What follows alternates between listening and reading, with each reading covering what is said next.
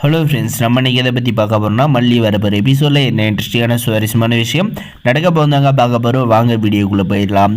நம்முடைய மல்லியை ஒரு வழியாக நம்மளுடைய விஜய் புரிஞ்சுக்கிட்டு இருந்தாங்க சொல்ல முடியும். அது எவ்வளோ போராட்டத்துக்கு பாருன்னு பார்த்தீங்கன்னா, நம்முடைய மல்லியோட சர்டிஃபிகேட் எல்லாமே ஒன்றும் இல்லாத போனதுக்கு அப்புறம் நம்முடைய வெண்பா சும்மா இருப்பாங்களா? நம்முடைய மல்லி போயிட்டு நம்முடைய விஜய்கிட்ட பேசுகிறப்பயுமே நீ பொய் தான் சொல்கிற, நான் இதெல்லாம் நம்ப மாட்டேன், உன்னால் தான் என்னுடைய கம்பெனியோட கோட் பண்ண டெண்டர் போயிடுச்சு அப்படின்ற மாதிரி எல்லாம் சொல்லி அசிங்கப்படுத்திடுறாங்க.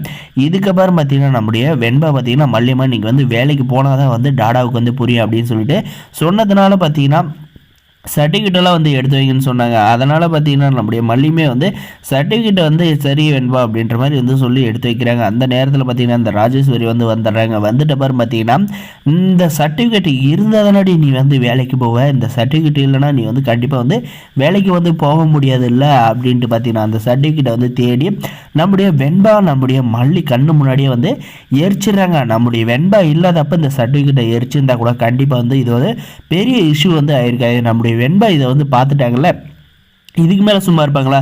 டாடா நீங்கள் மல்லி அம்மா மேலே இவ்வளோ கோவப்படுறீங்களே, உன்னுடைய அக்கா என்ன பண்ணாங்கன்னு தெரியுமா? மல்லி அம்மா அந்த எம்என் இண்டஸ்ட்ரிக்கு வேலைக்கு தான் போனாங்க. அவங்களுக்கு நான் தான் ரெக்கமெண்ட் பண்ணேன் என் ஃப்ரெண்டோட அம்மா மூலமாக. ஆனால் நீங்கள் அதை தப்பாக புரிஞ்சுக்கிட்டு இப்போ மல்லி அம்மா மேலே கோவப்பட்டீங்க. மல்லி அம்மாவும் சரி வேலைக்கு போக சொல்லி நான் சொன்னேன். அதனால் சர்டிஃபிகேட்டை எடுத்து வச்சுட்டு இருந்தேன். அந்த நேரம் பார்த்து உங்களுடைய அக்கா அந்த ராஜேஸ்வரி மல்லி அம்மாவோட சர்டிஃபிகேட்டை பிடுங்கிட்டு போயிட்டு எரிச்சிட்டாங்க.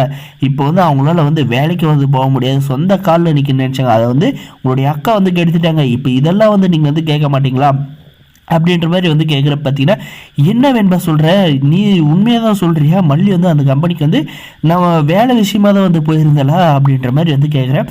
ஆமாடா, மல்லியம்மா வேலை விஷயமாக தான் போயிருந்தாங்க. நான் எந்த நேரம் உங்ககிட்ட காசு கேட்டுக்க முடியாது. மல்லியம்மா கிட்ட இருந்துச்சுன்னா நான் அவங்ககிட்டே வாங்கியவில்லை. அதனால தான் அவங்களுக்கு ஒரு வேலை ஒன்று ஏற்பாடு பண்ணேன். ஆனால் நீங்கள் மல்லியம்மா தப்பாக புரிஞ்சுட்டு அவங்கள அடிக்க கை வாங்கிட்டீங்க.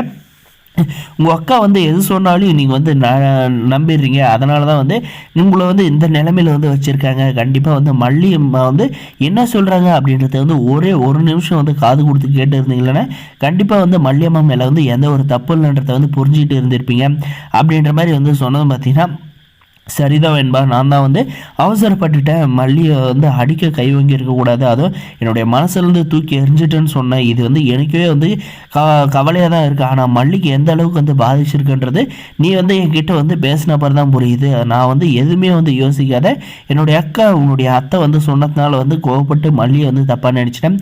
இப்போ தான் நீ ஒவ்வொன்றா சொன்னவும் உன்னை எல்லாமே புரியுது.